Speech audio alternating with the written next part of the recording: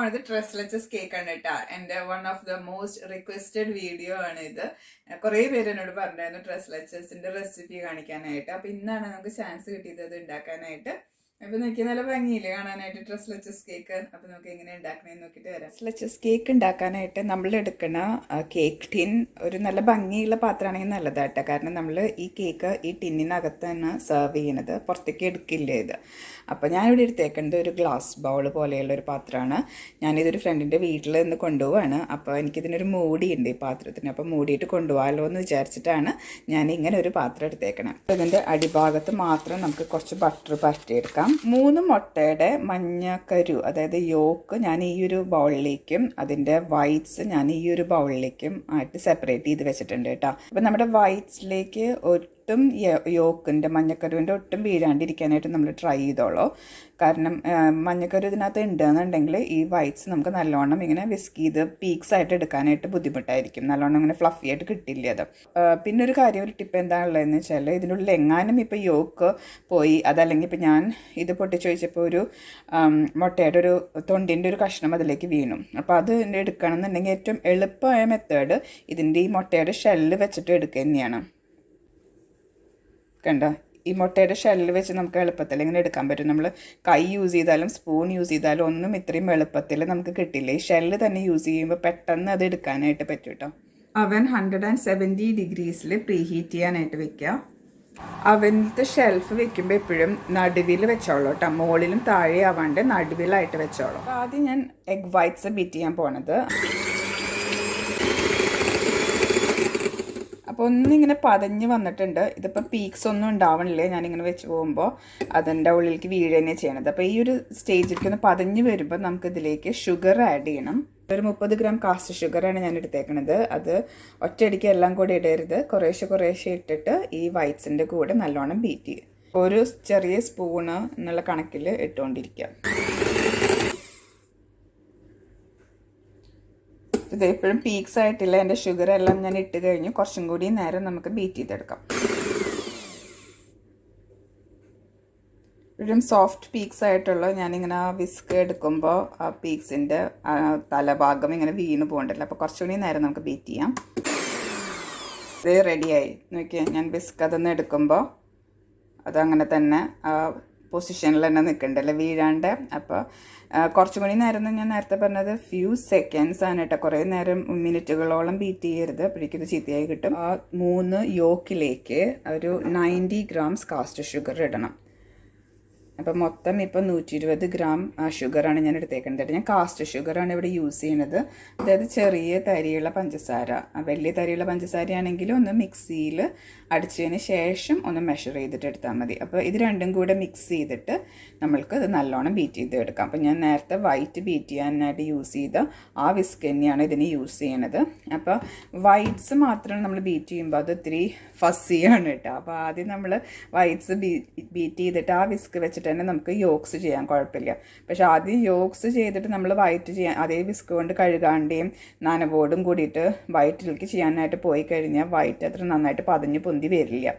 അപ്പോൾ എപ്പോഴും നല്ലത് വൈറ്റ്സ് ആദ്യം ചെയ്തിട്ട്, എനിക്ക് കഴുകാൻ മടിയായതുകൊണ്ട് ഞാൻ ആ സെയിം വിസ്ക് തന്നെ യൂസ് ചെയ്യും. കഴുകണമെന്നൊരു നിർബന്ധവുമില്ല യോക്സ് ചെയ്യാനായിട്ട്. അപ്പോൾ നമുക്ക് ഇതൊന്ന് ബീറ്റ് ചെയ്തെടുക്കാം.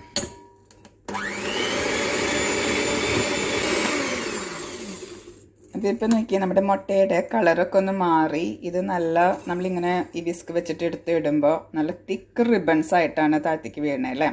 അപ്പോൾ ആ ഒരു ഇത്രയും സ്റ്റേജിലേക്ക് എത്തുമ്പോൾ നമുക്ക് മതി കേട്ടോ, ഇത്രയും വിസ്ക് ചെയ്താൽ മതി.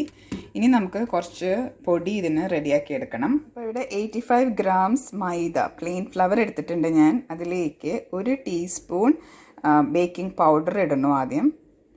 ബേക്കിംഗ് പൗഡറൊക്കെ എടുക്കുന്ന സമയത്ത് നല്ലോണം ലെവലായിട്ട് എടുത്തോളൂ കേട്ടോ, സ്പൂണിൻ്റെ കൂടാനും കുറയാനും പാടില്ല.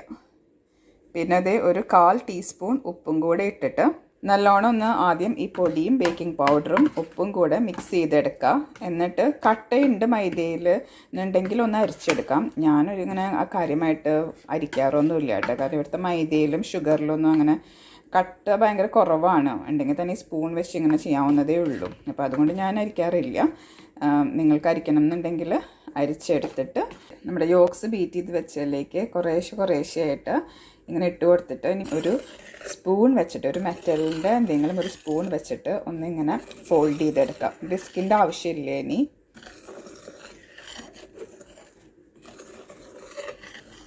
നല്ല കട്ടിയിലായിരിക്കും ഇത് ഇരിക്കുന്നത് കേട്ടോ. ചപ്പാത്തിക്ക് മാവ് കുഴച്ച പോലെയാണ് ഇപ്പോൾ ഇത് ഇരിക്കുന്നത് കേട്ടോ, എല്ലാ പൊടിയും കൂടി ഇട്ട്. അപ്പോൾ ഭയങ്കര ഡ്രൈ ആണ്.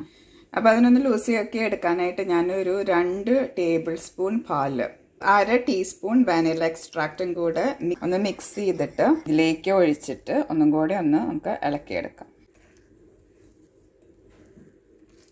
ഒന്ന് ഇളക്കിയെടുത്തപ്പോൾ ഇത് ഇത്തിരി ഒന്ന് ലൂസായി വന്നിട്ടുണ്ട് കേട്ടോ നേരത്തെ നിന്ന്. എന്നാലും അത്യാവശ്യത്തിന് കട്ടിയായിട്ട് തന്നെ ഇരിക്കണം. നേരത്തെ ബീറ്റ് ചെയ്ത് വെച്ചിരിക്കുന്ന എഗ് വൈറ്റ്സിൻ്റെ ഓരോ ചെറിയ സ്പൂൺ വീതം ഈ യോഗ്സിലേക്ക് ഇട്ടിട്ട് നമുക്ക് ഇതുപോലെ തന്നെ സോഫ്റ്റായിട്ട് ജെൻറ്റിലായിട്ട് ഒന്ന് മിക്സ് ചെയ്തെടുക്കാം. അപ്പോൾ എഗ് വൈറ്റ്സ് മിക്സ് ചെയ്തെടുക്കുമ്പോൾ അതിൽ നമ്മൾ ബീറ്റ് ചെയ്ത് വെച്ച എയർ പോവാണ്ട് സൂക്ഷിച്ച് വേണം ചെയ്യാനായിട്ട്. ഇങ്ങനെ ഫോൾഡ് ഓവർ മെത്തേഡിൽ ചെയ്യാം. ഫോൾഡ് ചെയ്തെടുത്ത് ഒന്ന് നടുവീ കൂടെ കട്ട് ചെയ്ത് അങ്ങനെ ഇതെല്ലാതും വൈറ്റ്സ് എല്ലാതും മിക്സ് ചെയ്തെടുക്കാം. ഇത് മിക്സ് ചെയ്തെടുക്കുമ്പോൾ ഞാൻ പറഞ്ഞില്ലേ ഇങ്ങനെ സൂക്ഷിച്ച് ഫോൾഡ് ഓവർ മെത്തേഡിൽ ചെയ്യണം. ഞാനിപ്പോൾ ഒരു 3/4 എഗ് വൈറ്റ്സ് ഇട്ട് കഴിഞ്ഞിട്ടുണ്ട് കേട്ടോ.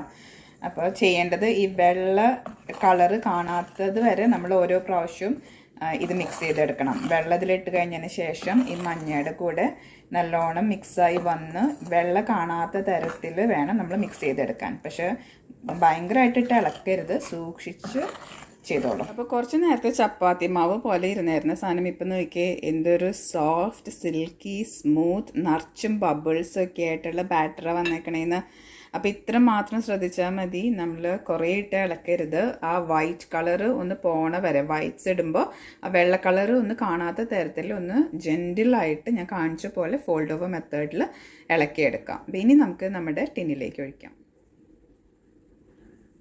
അപ്പോൾ ഈ ബാറ്ററൊക്കെ ഞാൻ ടിന്നിലേക്ക് ഒഴിച്ച് വെച്ചിട്ടുണ്ട്. സാധാരണ കേക്ക് ബേക്ക് ചെയ്യുമ്പോൾ പറയും ഈ മുകളിൽ നിൽക്കുന്ന ബബിൾസ് ഒന്ന് പൊട്ടിച്ചിട്ട് ബേക്ക് ചെയ്യാനായിട്ട് വെക്കാനായിട്ട്. പക്ഷേ ഈ കേക്കിന് അതിൻ്റെ ആവശ്യമില്ല. കാരണം നമുക്കിതിൽ ഹോൾസ് വേണം. ബബിൾസ് പൊട്ടിക്കാൻ പറയുന്നത് കേക്കിൻ്റെ ഉള്ളിൽ ഹോൾസ് ഉണ്ടാവാതിരിക്കാനാണ്.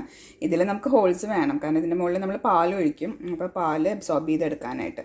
ഇത് തട്ടി പൊട്ടിക്കേണ്ട ആവശ്യമൊന്നുമില്ല. നമുക്ക് നേരെ ബേക്ക് ചെയ്യാൻ വെക്കാം. 170 ഡിഗ്രീസിൽ പ്രീ ഹീറ്റ് ചെയ്തിരിക്കുന്ന അവനിൽ ഒരു 18 മിനിറ്റ്സ് വെച്ചു ഞാൻ ബേക്ക് ചെയ്യാൻ വെച്ചു. അപ്പോൾ എൻ്റെ വർക്ക് ടോപ്പിൻ്റെ സ്ഥിതി ഇപ്പോൾ ഇതാണ് കേട്ടോ. 2 ബൗള് പാല്, വാനില എക്സ്ട്രാക്റ്റ്, സ്കെയിലിൻ്റെ സംഭവം എല്ലാം ഇവിടെ കിടക്കുന്നുണ്ട്. അപ്പോൾ ആദ്യം ഇതൊന്ന് ടൈഡി അപ്പ് ചെയ്തെടുക്കട്ടെ ഞാൻ.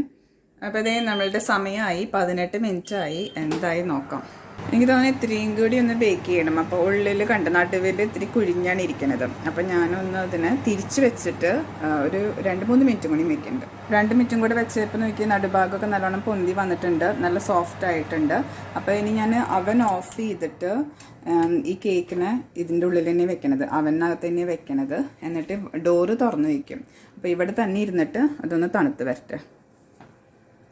ഒരു 10-15 മിനിറ്റ് നമുക്ക് വയ്ക്കാം കേട്ടോ തണുക്കാനായിട്ട്. അപ്പോൾ കേക്കൊന്ന് തണുത്ത് വന്ന് കഴിഞ്ഞാൽ നമുക്കതിലേക്ക് 3 ടൈപ്പ് പാൽ ഒഴിക്കണം. ഒന്ന് ഇവാപ്പറേറ്റഡ് മിൽക്ക്, കണ്ടൻസ്ഡ് മിൽക്ക്, പിന്നെ നമ്മുടെ സാധാരണ പാൽ. 150 ml കണ്ടൻസ്ഡ് മിൽക്ക്. അതിൻ്റെ മുകളിലേക്ക് ഒരു 100 ml ഇവാപ്പറേറ്റഡ് മിൽക്ക് ഒഴിച്ചിട്ടുണ്ട്. 2 ടേബിൾ സ്പൂൺ സാധാരണ പാലും ഒഴിച്ചിട്ട് ഇത് നല്ലോണം ഒന്ന് മിക്സ് ചെയ്തെടുക്കാം. ഇത് കേക്കിനെ ഞാൻ പുറത്തേക്ക് എടുത്തിട്ടുണ്ട്. കുറച്ച് ഹോളുകൾ ഇതിലുണ്ടാക്കി കൊടുക്കാം. നമ്മൾ പാൽ ഒഴിക്കുമ്പോൾ ഇതിലേക്ക് നല്ലോണം അബ്സോർബ് ചെയ്തെടുക്കണം. അപ്പോൾ ഇത് കേക്ക് എന്ന് പറഞ്ഞാലും ഇതൊരു പുഡിങ് കൈൻഡ് ഓഫ് കാര്യമാണ് കേട്ടോ. എന്നാലും ഞാൻ ഇതിനൊരു ബർത്ത്ഡേ കേക്കായിട്ട് ഒരു പ്രാവശ്യം ഉണ്ടാക്കിയിട്ടുണ്ടായിരുന്നു. അപ്പോൾ ആ സമയത്ത് ഞാനിതിൻ്റെ സൈഡിലൊക്കെ പേപ്പർ വെച്ചിട്ട് ഈ ടിന്നിൽ നിന്ന് ഇതിൻ്റെ പുറത്തേക്ക് എടുത്തു. അതിന് ശേഷമാണ് ഞാനത് ചെയ്തത്. അത് കുറച്ച് ട്രിക്കി ആയിട്ടുള്ള ഒരു കാര്യമാണ്. ആദ്യമായിട്ടാണ് ഞാൻ ചെയ്തത്, പക്ഷെ എന്നാലും വലിയ കുഴപ്പമില്ലാണ്ട് എനിക്ക് കിട്ടിയിട്ടുണ്ടായിരുന്നു. ഇതിലിപ്പോൾ നിറച്ചും ഹോൾസ് ഉണ്ടാക്കിയിട്ടുണ്ട്. ഇനി ഇതിലേക്ക് നമ്മൾ നേരത്തെ മിക്സ് ചെയ്ത് വെച്ച പാല് എല്ലായിടത്തേക്കും ആവണ പോലെ ഒഴിച്ചു കൊടുക്കാം. 3 പാലുകളുണ്ടല്ലേ, ലെച്ചസ്. മുകളിൽ ആദ്യം ഇതിങ്ങനെ കെട്ടി നിൽക്കും, പക്ഷെ കുഴപ്പമില്ല. കുറച്ച് നേരം കഴിയുമ്പോഴേക്കും ഇത് അബ്സോർബ് ചെയ്തെടുക്കും കേട്ടോ. കേക്ക് ഇതെല്ലാം അബ്സോർബ് ചെയ്തെടുക്കും. അതിന് ശേഷം പാൽ എല്ലായിടത്തേക്കും ഒന്ന് ആക്കി കൊടുത്തിട്ട് നമുക്കിത് ഫ്രിഡ്ജിൽ വെച്ച് ഒന്ന് തണുപ്പിച്ചെടുക്കണം.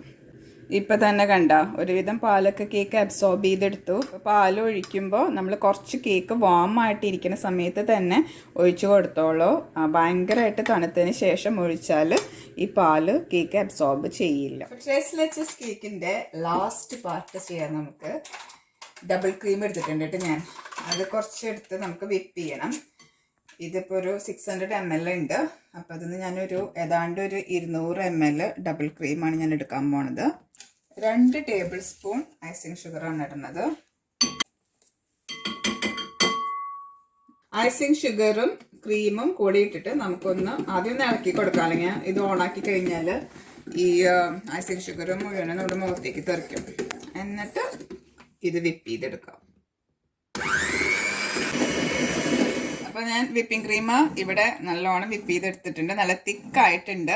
ക്രീം ബീറ്റ് ചെയ്യുമ്പോൾ സൂക്ഷിച്ചോളൂ കേട്ടോ. കുറച്ച് ഓവർ ബീറ്റഡ് ആയി കഴിഞ്ഞാൽ പിന്നെ ഇതൊന്നിനും കൊള്ളൂല. ഇതെടുത്ത ക്രീം ഈ നമ്മുടെ ലെച്ചസ് കേക്ക് പുഡിംഗ് കേക്ക് എന്താണെന്ന് വെച്ചെങ്കിൽ അതിൻ്റെ മുകളിൽ നല്ലോണം സ്പ്രെഡ് ചെയ്ത് കൊടുക്കുക. ഫ്രിഡ്ജിൽ ഇരുന്നിട്ട് നല്ലോണം തണുത്തുണ്ടായിരുന്നു കേട്ടോ നമ്മുടെ കേക്ക്. പിന്നെ ഞാൻ ഇതിന്റെ മുകളിൽ ഇടാൻ പോണത് സിന്നമൺ പൗഡർ ആണ്. നിങ്ങൾക്ക് ഇഷ്ടമുള്ള ടോപ്പിംഗ് കൊടുക്കാം. സിന്നമൺ ലെച്ചസ് കേക്കിന്റെ കൂടെ നല്ലോണം പോണ ഒരു ഫ്ലേവർ ആണ് കേട്ടോ സിന്നമൺ. ഇനിയിപ്പോ കൊക്കോ പൗഡർ വെച്ച് ഡസ്റ്റ് ചെയ്യണമെന്നുണ്ടെങ്കിൽ കൊക്കോ പൗഡർ ചെയ്യാം. അതല്ല വെറുതെ കുറച്ച് സ്പ്രിങ്കിൾസ് ഇടണമെന്നുണ്ടെങ്കിൽ അങ്ങനെ ചെയ്യാം. അത് കഴിഞ്ഞ് അതിന്റെ മുകളിൽ ഞാൻ കുറച്ച് റാസ്ബെറീസ് വെച്ചിട്ട് ഡെക്കറേറ്റ് ചെയ്യണേ.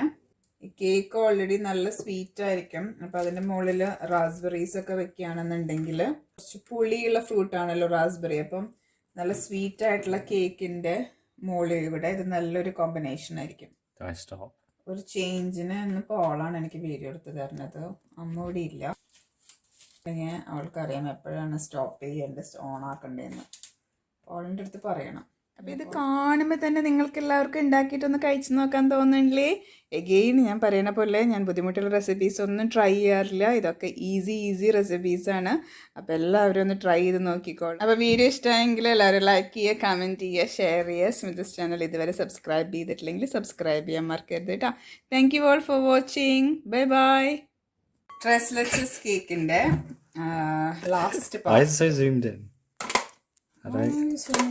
It's on 1.0, but it's still so zoomed in. Okay, go. This way? No. You can film a short. No. Okay, this way. The shadow of the thing.